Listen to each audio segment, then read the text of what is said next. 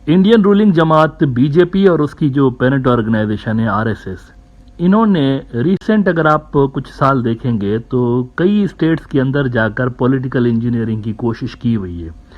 मिसाल के तौर पर महाराष्ट्र के अंदर उन्होंने इलेक्टेड गवर्नमेंट को धपड़धूस कर दिया और वो जो रूलिंग पार्टी थी शिवसेना, उसको ही उन्होंने धपड़धूस कर दिया, उड़ा दिया, उसके अंदर स्प्लिट पैदा करा दी।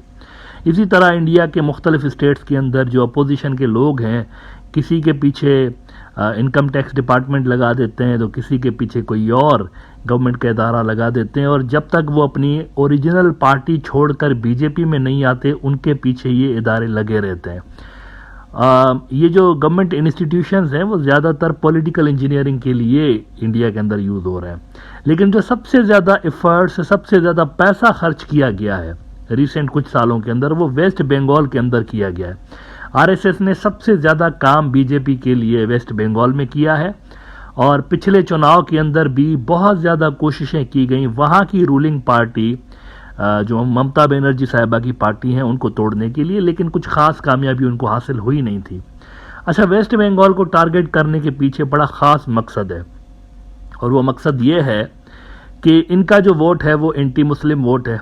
वेस्ट बंगाल के अपोजिट में बांग्लादेश है, दोनों का बॉर्डर लगता है, तो बांग्लादेश के हवाले से ऑलरेडी आरएसएस ने एक माहौल बनाया हुआ है इंडिया के अंदर कि ये घुसपैठिए हैं, ये घुस के आते हैं, ये यहाँ पर मुख्तलिफ किस्म का जिहाद, लव जिहाद भी करते हैं, ये यहाँ पर आर्थिक जिहाद भी करते हैं, ये यहाँ पर ब्रेन वॉशिंग भी करते हैं। हर तरह का उन्होंने माहौल बांग्लादेशियों के हवाले से बनाया हुआ है।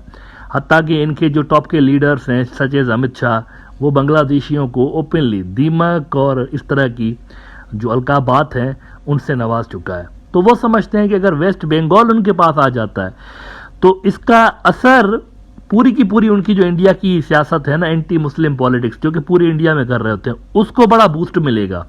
क्योंकि वो वेस्ट बंगाल में बैठ के एंटी बांग्लादेश पॉलिटिक्स अगर कर रहे होंगे तो उसका असर वैसे ही पूरे इंडिया पे पड़ेगा जैसे उनकी एंटी पाकिस्तान सियासत का असर पूरे इंडिया के ऊपर पड़ रहा होता है। पाकिस्तान जैसे कि मुद्दा है, पाकिस्तान मुद्दा क्यों है? मुसलमान होने की वजह से मुद्दा है।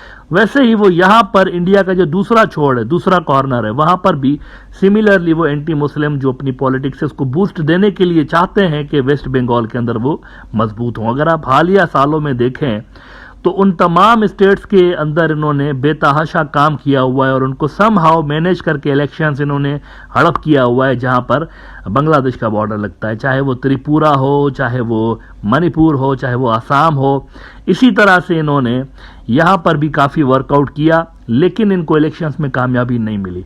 अब जब इलेक्शंस के अंदर कामयाबी नहीं मिली और ममता बनर्जी जीत गई तो इसके बाद एक नई इनकी हमें ये नज़र आई पॉलिसी, स्ट्रेटजी ये नज़र आई कि इसको स्प्लिट करते हैं, क्योंकि ऊपर का जो हिस्सा है ना वेस्ट बंगाल का, यानी नॉर्थ वाला ऊपर का हिस्सा जहाँ पर सिलीगुड़ी कॉरिडोर आता है, यहाँ पर कुछ ना कुछ सपोर्ट बेस है।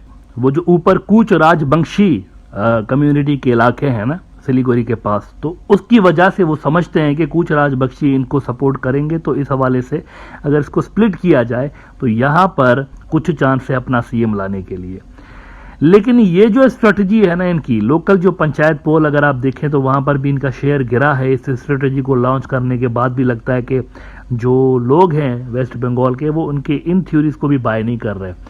तो यूँ लगता है कि ये जो स्प्लिट करने वाली थ्योरी है वो भी काम नहीं कर रही। मिसाल के तौर पर मैं आपको ज़रा फैक्ट्स एंड फिगर्स बताता हूँ। द वायर इंडिया का बड़ा न्यूज़ आउटलेट है, उनके एक आर्टिकल के अंदर ये चीज़ें शाया हुई हैं। इससे आपको आइडिया हो जाएगा कि ये स्प्लिट वाली जो इन्होंने थ्योरी लॉन्च की है कि बंगाल को स्प्लिट करते हैं, वो कामयाब हुई है या नहीं हुई। इस पे ज़रा देख लीजिए ये वाला आर्टिकल। कहते हैं कि Bengal divided will pull in several different ways. The BJP inability to corner and dislodge the Mamata Banerjee government appears to be the main reason as to why its central leaders have taken the path of separatism. अब इस article का ये वाला जो हिस्सा है ये बड़ा इंपॉर्टेंट है। कहते हैं कि in the recently concluded panchayat polls, the result of which have been temporarily withheld by the court, local media has unofficially estimated a sharp fall in their vote percentage from 38% in 2021 to 22% in 2023, a whooping loss of 16%। यानी जब इन्होंने openly ये कहना शुरू किया कि waste Bengal को divide होना चाहिए। बीजेपी वालों ने ओपनली क्लेम करना शुरू कर दिया कि डिवाइड करेंगे। तो इनका जो वोट बैंक है वो बहुत ज्यादा तेजी के साथ नीचे गिरा है। वो लोग जो कि हिंदुत्व के फलसफे पे अमल करते हुए इनको पसंद करते थे, तो वो भी इनको अब वोट करना उन्होंने छोड़ दिया, इनको पसंद करना उन्होंने भी छोड़ दिया है। तो ऐसा लगता नहीं है कि फ्यूचर में इनके ये प्लान्स कामयाब होंगे, लेकिन अगर जबरदस्ती इन्होंने यहां पर टांग अड़ाना शुरू की और जबरदस्ती उन्होंने अगर ये इलाका डिवाइड किया, तो ये इंडिया एज ए कंट्री के लिए बहुत नुकसानकार होगा, क्योंकि वेस्ट बंगाल के अंदर मजीद ममता बनर्जी स्ट्रांग हो जाएगी। रिमेनिंग जो बंगाल होगा वहां पर उनको सिंपथी वोट पड़ेगा। विक्टिम का एक होता है ना, जो विक्टिम कार्ड जिसे कहते हैं, तो ममता बनर्जी वो खेलती रहेगी, ये देखें हमारे बंगाल को डिवाइड कर दिया इन्होंने, तो वो मजीद स्ट्रांग हो जाएंगी वहां पर। लेकिन इंडिया को एज ए नेशन इसका नुकसान यूं होगा कि वो जो नॉर्थ का ऊपर का इलाका है वो सेंसिटिव इलाका है, स्ट्रेटेजिकली सेंसिटिव है, वहां पर सिलीगुड़ी कॉरिडोर आता है। और सिलीगुड़ी कॉरिडोर वो इलाका है जो कि इंडिया के दो लैंड ब्लॉक्स को, नॉर्थ ईस्ट का इंडिया जो है उसको, 7 रियासतों को और इंडियन मेनलैंड को आपस में जोड़ रहा होता है। छोटी सी 20 किलोमीटर की पट्टी है।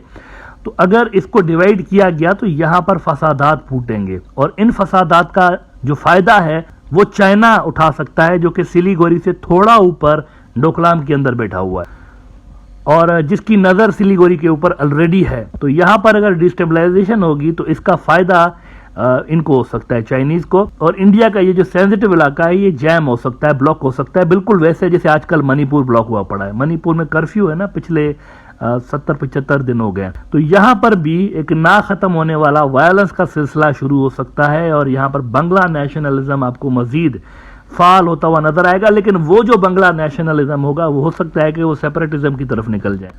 इसी आर्टिकल के अंदर मिसाल के तौर पर द वायर ने जैसा कि लिखा है कि the region is sandwiched between Nepal, Bhutan on one side and Bangladesh on the south. The chicken's neck, also known as the Siliguri corridor in north West Bengal, a piece of land just 21 km wide and 70 km long that connects the entire northeast India with the mainland, remains a vulnerable region. More so in recent years, with China expanding its chain of model villages close to the line of actual control 130 km away, which faces the strategically crucial corridor. तो यहां पर अगर गड़बड़ की जाती है BJP की जानिब से, तो उसके स्ट्रेटेजिक नुकसानात इंडिया को एज अ कंट्री होंगे।